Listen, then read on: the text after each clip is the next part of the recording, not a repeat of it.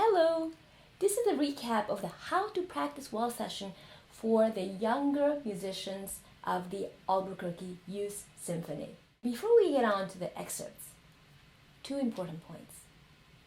Please do your spoken rhythmic exercise every day because they're going to help you in almost any repertoire that you will play. 2. Please practice your scales and exercises and etudes. I practice my scales every day and I think they really do help. Why are they so important? Because they're fundamental to our being able to improve on our instrument. They're like your daily vitamins. They help you keep in the best shape you can be. When we play our scales, we have to have everything perfect. That means we have to have good tone, good form. That's actually also called good posture and excellent intonation. And how can we practice for good intonation? We can practice with a drone. A drone is a note from a harmony or an accompaniment which is continuously sounded throughout. So in the scale, the tonic or the first note of the scale can be a good drone. For example, with the D major scale, D is a drone. In the C major scale, the C. In the A minor scale, the E, of course.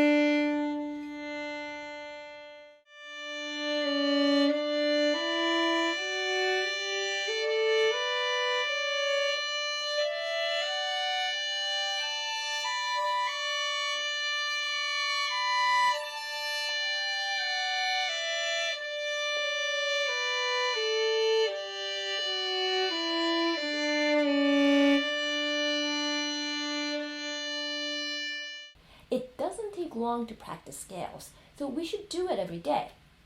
And if we do it every day, it won't take so long to get it right. We can move on to the excerpts. First, the Andante by Romberg. I like to focus on 4 factors: the mood, the shaping of the phrase, the sound quality, and the bow distribution and usage. In any piece of music, we have to always think about the mood or the character what the music is trying to convey. Does this Romberg Andante sound angry and ugly? Or does it sound pretty and happy? Always practice with a character and mood in mind. Don't ever just play the notes. Shaping the phrase is extremely important. A phrase is like a musical sentence. In a sentence, we can have commas, semicolons, colons, etc. We also would never say our sentences in a monotonous way. That would be way too boring. We emphasize certain words. We go up and down within our sentences. It's just like that in a musical phrase, like this.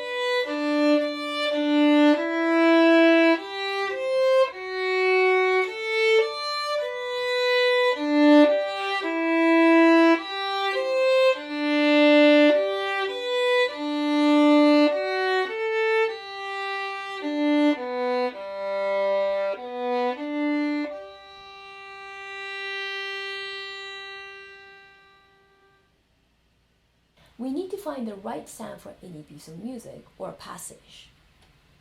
A sound that matches the mood of the music as well as the dynamics written in the music. Finally, the bow distribution. In a piece of music, we have different lengths of strokes, so we should not be using the same amount of bow all the time when the lengths are different. Longer strokes need more, and shorter ones need less.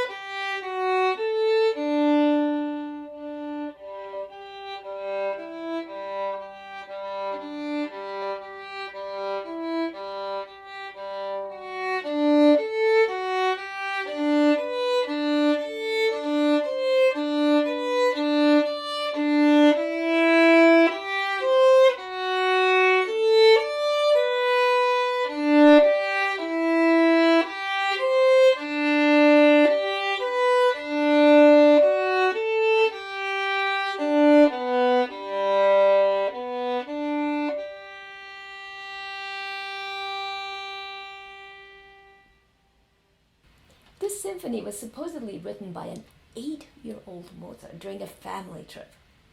Amazing music. First, this is one of those must practice with metronome passages. It is incredibly easy to rush, unfortunately, which is absolutely something we should not do. We especially must make sure that we can play the rhythm correctly when it switches from eighth notes to a quarter.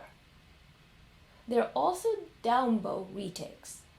We cannot lose control of the rhythm and the bow with these retakes. In order not to lose our rhythm, we need to subdivide. We need to subdivide the quarters into eighths.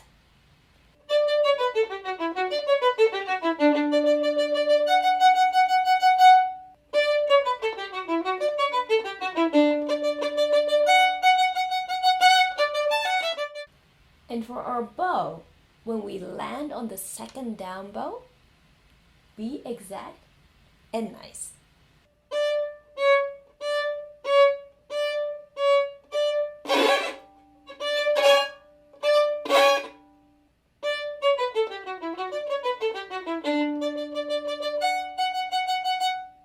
Off the string stroke means that the hair of the bow comes off the string, like this.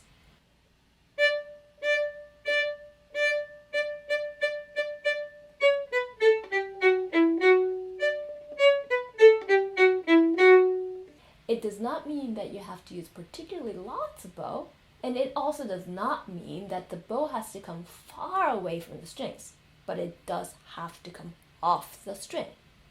Shape the phrase. Just because it's a fast passage does not mean that we can play like a machine. We need to always try to be musical, trying to follow the contour of the lines. So going up when the pitches go up and going down when the pitches come down would be a good start.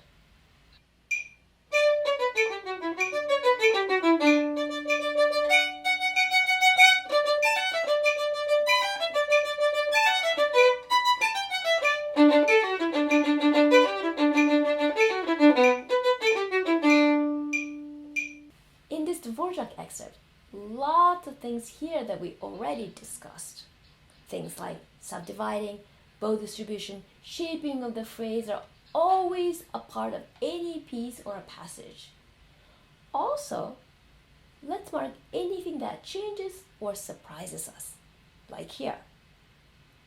We have A, B flat, again A, B flat, then we have A, B natural, A, C sharp.